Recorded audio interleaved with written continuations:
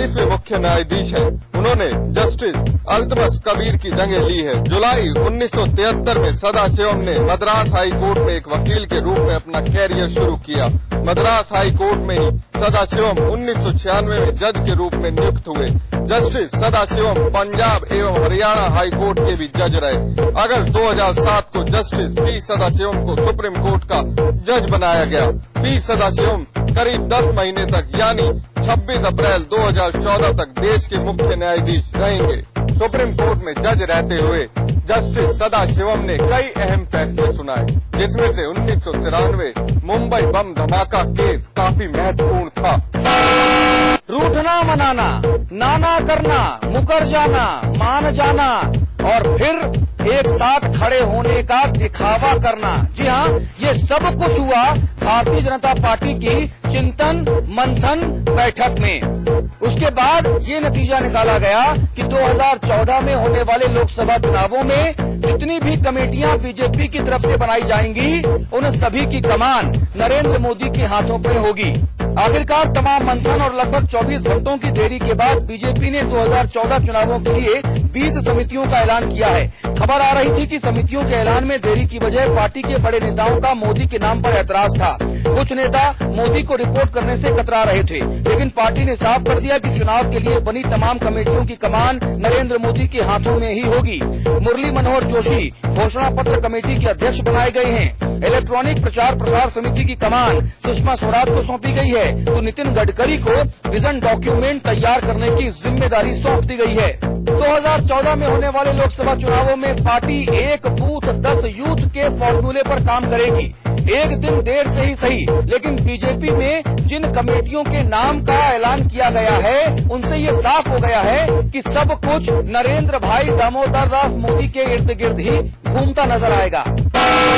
वरिष्ठ समाजसेवी और जन लोकपाल की लड़ाई लड़ने वाले अन्ना हजारे ने मोदी पर दिए अपने बयान में कहा कि मोदी के बयान को गलत तरीके से पेश किया गया है। गौरतलब है कि अन्ना के हवाले से मोदी पर इंदौर के अखबार में खबर छपी थी कि अन्ना मोदी को सांप्रदायिक नेता नहीं मानते और उनके सामने मोदी के सांप्रदायिक होने के कोई सबूत अन्ना के सामने नहीं आया है। अन्ना के करीबी लोगों का कहना है कि अन्ना ने इस तरह का बयान नहीं दिया है। उनकी तबीयत खराब है और वो दिल्ली के अस्पताल में भर्ती है।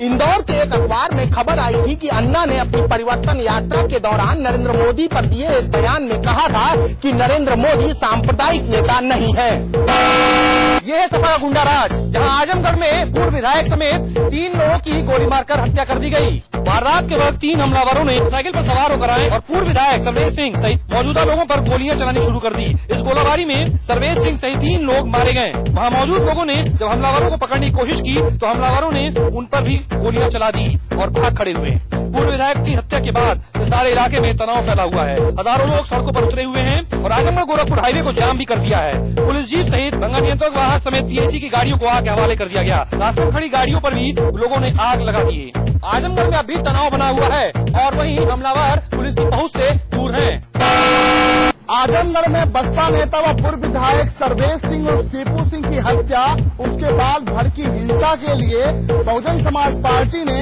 समाजवादी पार्टी की सरकार को जिम्मेदार ठहराया है। बीएसपी नेताओं ने साफ किया है कि इस पूरी घटना के लिए समाजवादी पार्टी ही जिम्मेदार है। पूर्व विधायक और बसपा नेता सर्वेश सिंह और सीपू सिंह की हत्या और उसके बाद भड़की हिंसा को लेकर आजमगढ़ हत्याकांड पर बसपा ने कड़ी प्रतिक्रिया व्यक्त की है। बहुजन समाज पार्टी ने उत्तर प्रदेश में जंगल राज कायम होने की बात कही है और इस पूरी घटना के लिए समाजवादी पार्टी की सरकार को जिम्मेदार ठहराया है।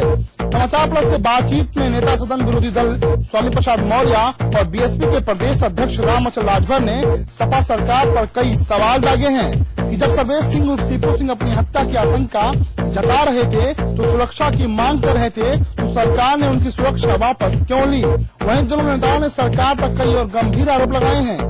बसपा नेताओं की माने तो समाजवादी पार्टी की सरकार में गुंडा माफियाओं का बोलबाला है। महिलाओं और लड़कियों से बलात्कार और उसके बाद उनकी हत्या तक वो भी सरेआम की जा रही है। अपराधियों में पुलिस का खौफ नहीं है और खुद अधिकारी खौफजदा हैं। ऐसे में बड़े बड़े दावे करने वाली सपा सरकार में अपराधी माफिया मस्त है और आम जनता त्रस्त है। लिहाजा बहुजन समाज पार्टी सरकार के खिलाफ सड़कों पर विरोध जताएगी और सरकार की नाकामियों को सबके सामने लाएगी। इतना ही नहीं, बसपा के राष्ट्रीय महासचिव स्वामी प्रसाद मौर्य और प्रदेश अध्यक्ष रामअचल राजभर ने इस घटना के बाद से सरकार पर सवालिया निशान लगाते हुए कहा है कि आखिर जब सर्वेश सिंह और शिवपुर सिंह ने सुरक्षा की मांग की थी तो समय रहते सरकार ने ध्यान क्यों नहीं दिया। वहीं इन दोनों नेताओं ने ये भी साफ किया कि उत्तर प्रदेश में गुंडा राज का बोलबाला है। आजमगढ़ की घटना के बाद यूपी में सियासी बयानों का दौर शुरू हो गया है। यूपी कांग्रेस ने इस मामले में सरकार के रसूख पर सवाल उठाया है तो सरकार के मंत्री कहते हैं कि ये आपसी रंजिश और ठेकेदारी का मामला है। बहरहाल सरकार ये भी कह रही है कि दोषियों को बख्शा नहीं जाएगा। आजमगढ़ में पूर्व विधायक सर्वेश कुमार सिंह की हत्या के बाद अब यूपी की सियासत में भी उबाल आ गया है। इस मुद्दे ने विपक्ष को सरकार को घेरने का एक मौका दे दिया। मौका मिला तो विपक्ष कहां चूकने वाला। कांग्रेस नेता कहते हैं कि सरकार अब बताए यूपी का कौन सा इलाका सुरक्षित है। वहीं सरकार इस मामले को गंभीर बता रही है, दोषियों के खिलाफ कार्रवाई की बात भी कर रही है। पर इस मामले में सरकार के मंत्री बताते हैं कि ये आपसी रंजिश का मामला हो सकता है। आजमगढ़ की घटना ने यूपी सरकार की मुश्किलें बढ़ा दी हैं, वो भी तब जब कानून व्यवस्था का मुद्दा सरकार की हर उपलब्धि पर भारी पड़ रहा हो। बसपा इस मुद्दे पर अभियान छेड़ेगी ये तय माना जा रहा है, लेकिन दूसरे विपक्षी दलों को देखकर ये भी साफ है कि वो भी सरकार को राहत की एक भी सांस नहीं लेने देना चाहते। अपराधियों से लगातार जूझ रही उत्तर प्रदेश की पुलिस सर्वेश सिंह की हत्या के बाद एक बार फिर से सवालों के कटघरे में आके खड़ी हो गई है। लेकिन एडीजे लॉ एंड ऑर्डर ने कहा कि स्थिति नियंत्रण में है। आजमगढ़ में हुई सर्वेश सिंह और सिप्पू की हत्या के मामले में एडीजे लॉ एंड ऑर्डर ने कहा कि स्थिति नियंत्रण में है। हालांकि स्थिति को नियंत्रण करने के लिए पुलिस बल को फायरिंग करनी पड़ी थी, लेकिन इस पूरे मामले की जांच भी की जा रही है। आला अधिकारी मौके पे हैं। हालात को देखते हुए जौनपुर, अम्बेडकर नगर, मऊ की पुलिस आजमगढ़ भेज दी गई है। इसके अलावा पीएसी की 2 टुकड़ियां भी आजमगढ़ रवाना कर दी गई हैं। इस पर बहुजन पार्टी ने आरोप लगाया है कि सर्वेश सिंह की हत्या प्रदेश सरकार द्वारा सुरक्षा में बरती गई ढिलाई का ही नतीजा है।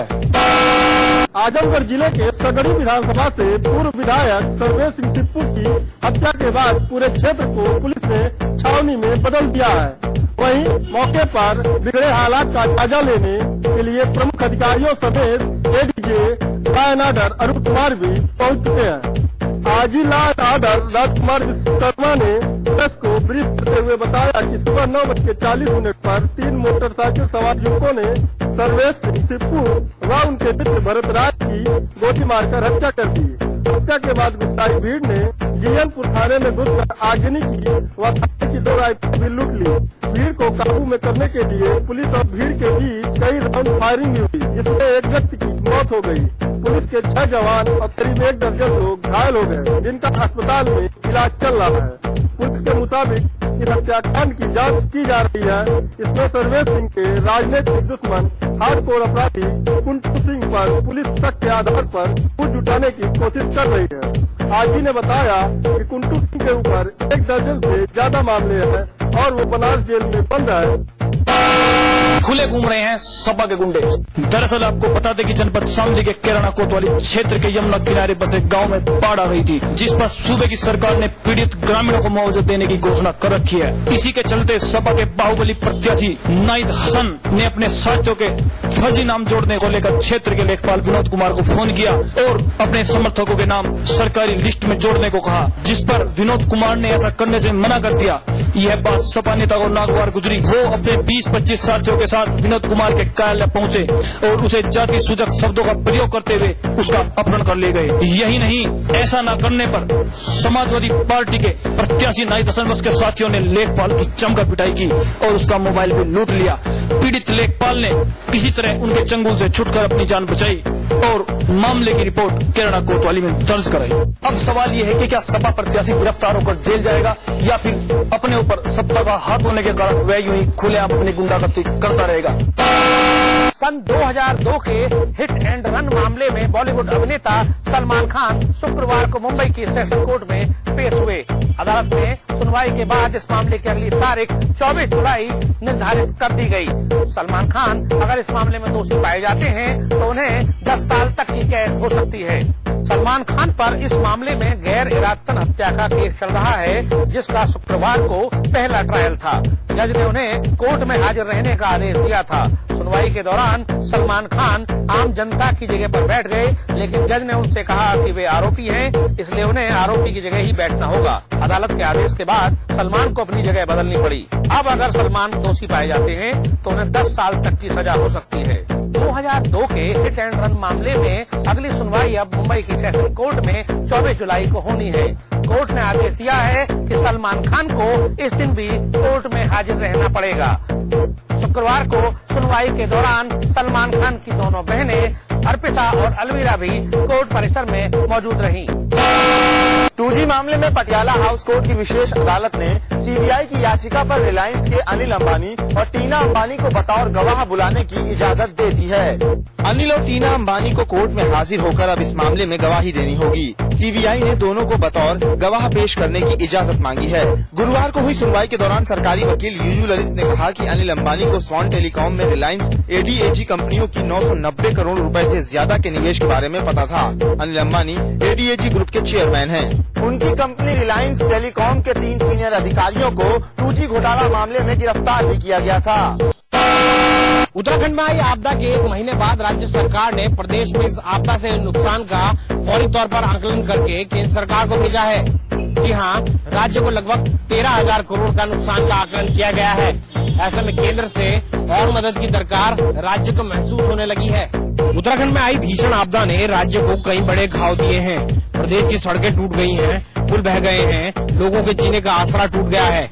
वहीं अवस्थापना निर्माण का कितना नुकसान हुआ है, अभी इस पर और सर्वेक्षण कराया जा रहा है। लेकिन राज्य सरकार ने फौरी तौर पर केंद्र को अभी 13,000 करोड़ के नुकसान की सूचना भेजी है, जिसके और भी बढ़ने की संभावना जताई जा रही है। वहीं इसके अलावा 8,000 करोड़ उन गाँवों के लिए राज्य सरकार ने मांगे हैं जिसको विस्थापित किया जाना है। वहीं प्रदेश में पर्यटन का नुकसान हुआ 16 लाख। ऐसे में राज्य सरकार ने 3559 करोड़ का पैकेज केंद्रीय पर्यटन मंत्रालय से मांगा है। हालांकि केंद्र सरकार ने केंद्रीय मंत्रियों की एक 14 सदस्यीय कमेटी का गठन किया है, जो प्रदेश में हुए नुकसान का जल्द ही आकलन करेंगे। वहीं केंद्रीय संयुक्त सचिव गृह लोकेश झा की अध्यक्षता में 11 सदस्यीय टीम का गठन किया गया है, जो आपदा प्रभावित क्षेत्रों का दौरा कर रहे हैं और जल्द ही वे प्रदेश में आपदा से नुकसान का आकलन करके केंद्र सरकार को रिपोर्ट सौंप देंगे। आपको बता दें कि आपदा से प्रदेश के 5 जिले पूरी तरीके से प्रभावित हैं, जिसमें केंद्र की टीम के 2-2 सदस्यों को भेजा गया है। सूत्रों की माने तो अकेले सड़कों को लेकर ही राज्य सरकार को 4,000 करोड़ का नुकसान हुआ है। हालांकि केंद्र सरकार ने आपदा की शुरुआती दौर में ही राज्य को 1,000 करोड़ की आर्थिक मदद देने की घोषणा की थी, जो आपदा की भयावहता देखने के बाद राज्य सरकार के मंत्रियों को भी ऊंट के मुंह में जीरे के समान लग रही है। उनके अनुसार राज्य सरकार जल्द ही ऊंट सर्वे करवाकर केंद्र को भेजेगा। शुक्रवार सुबह उत्तराखंड के राज्यपाल अजीज कुरैशी ने गृह मंत्रालय में गृह मंत्री सुशील कुमार शिंदे से उत्तराखंड में प्राकृतिक आपदा के मुद्दे पर मुलाकात की। मुलाकात में कई मुद्दों पर बात की गई और आश्वासन मिला गृह मंत्री की तरफ से कि उत्तराखंड को हर संभव सहायता दी जाएगी। शुक्रवार 12 बजे नई दिल्ली के नॉर्थ ब्लॉक में मुख्यमंत्री सुशील कुमार शिंदे और उत्तराखंड के राज्यपाल अजीज कुरैशी के बीच मुलाकात हुई। ये मुलाकात तकरीबन आधे घंटे तक चली। मुलाकात के दौरान राज्यपाल ने मांग रखी कि केंद्र सरकार उत्तराखंड में आई प्राकृतिक आपदा के बाद निर्माण कार्यों में निवेश करे। ये भी कहा गया कि अगर 4 धाम के पुनर्निर्माण में विदेशी सलाहकारों की सहायता ली जाए तो कोई परहेज नहीं होना चाहिए। साथ ही चारों धाम के मंदिर के आसपास के 500 मीटर के इलाके को ग्रीन जोन डिक्लेयर कर दिया जाए, जिसके बाद मंदिर के आसपास पेड़ पौधों के अलावा कोई इमारत नहीं बने। अजीज कुरैशी ने अपनी आप बीती बताते हुए कहा कि जब वो बद्रीनाथ की यात्रा पर गए थे तब उन्होंने अपनी आंखों से देखा था कि एक दिन में 20,000 श्रद्धालु बद्रीनाथ के दर्शन के लिए पहुंचते हैं, लेकिन महज 100 लोगों के लिए सोच की व्यवस्था है। लिहाजा मूलभूत सुविधाओं में भी सुधार की गुंजाइश बनी हुई है। इन्हीं मुद्दों पर उत्तराखंड के राज्यपाल ने राष्ट्रपति प्रणब मुखर्जी से भी मुलाकात की। मुलाकात के बाद महामहिम ने दिया आश्वासन। हल्द्वानी के खुरियाखत्ता क्षेत्र के किसानों ने गौला नदी के जबरदस्त उफान से बर्बाद हुई उनकी जमीन के बदले सरकार से मुआवजे की मांग की है। दरअसल 16 और 17 जून को कुमाऊं मंडल में आई भीषण बरसात ने गौला नदी का जलस्तर उफान पर ला दिया था, जिसके चलते लालकुआ के खुरियाखत्ता क्षेत्र के किसानों की दर्जनों हेक्टेयर कृषियों की उपजाऊ जमीन पलक झपकते ही गौला नदी में समा गई। आपदा के 1 महीने बाद भी प्रशासन का कोई अधिकारी खुरियाखत्ता के किसानों की सुध लेने नहीं पहुंचा। यहाँ के किसान अपनी जमीनों को खोकर प्रशासन से मुआवजे की गुहार लगा रहे हैं, पर इनकी सुनने वाला मानो कोई है ही नहीं। जब उप जिलाधिकारी से किसानों की जमीनों के मुआवजे के बारे में पूछा गया तो उप जिलाधिकारी ने इसे शासन स्तर की कार्रवाई बताकर अपने कर्तव्यों की तिसरी कर दी। अब इन किसानों के आगे रोजी रोटी का संकट आ खड़ा हुआ है। गौला नदी के उफान ने दर्जनों किसानों की जमीनों को निगल कर उनको बर्बाद तो कर दिया, पर अब मुआवजे की बात पर प्रशासन ने भी हाथ खड़े कर दिए हैं। ऐसे में किसानों के सामने और संकट आ खड़ा हुआ है कि आखिर वो जाएं तो